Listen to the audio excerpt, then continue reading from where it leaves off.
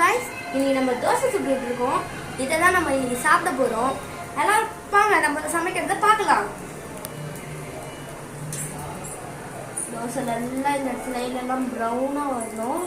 அப்பதான் தோசை ரெடி ஆயிடுச்சுன்னு அர்த்தம். இன்னைக்குலாம் லைட்டா ஆயிட்டு இருக்கு.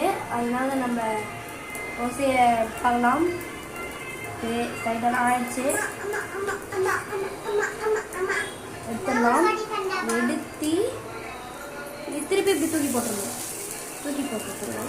நல்லா அமுத்திட்டு 2 மினிட்ஸ் வெந்ததுக்கப்புறம் நம்ம இது எடுத்து திருப்போம் இந்த சைட் தூக்கி போட்டுருவோம்.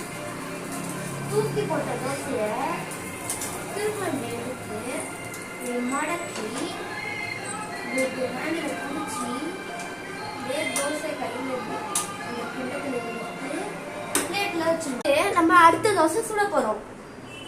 ஓகே, மாவு எடுத்தாச்சு.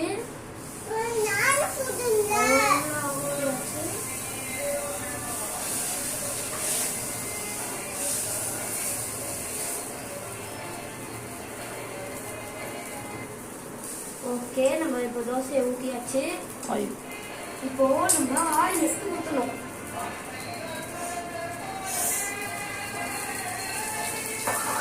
அதுக்கப்புறம் திரும்ப தோசை எடுக்கிற மாதிரி எடுத்து திருப்பி போட்டுடணும். போட்டுட்டு இது அமுத்தி வச்சுட்டு 2 மினிட்ஸ் வெயிட் பண்ணணும். அதுக்கப்புறம் தோசையெல்லாம் சுற்றி வச்சதுக்கப்புறம் நம்ம அம்மா செஞ்ச சூப்பரான மீன் குழம்பு எடுத்து தோசைக்கு மேலே ஊற்றிக்கலாம். நல்லா ஸ்ப்ளிட் பண்ணி வயிறு முட்டை சாப்பிட்டோன்னா அதாவது ஃபேட்டாகவும் நம்மளுக்கும் எனர்ஜி சூப்பராக கிடைக்கும். இந்த மாதிரி ட்ரை பண்ணணும்னா தர்ஷன் வ்ளாக்ஸை லைக் பண்ணிடுங்க, சப்ஸ்கிரைப் பண்ணிக்கோங்க.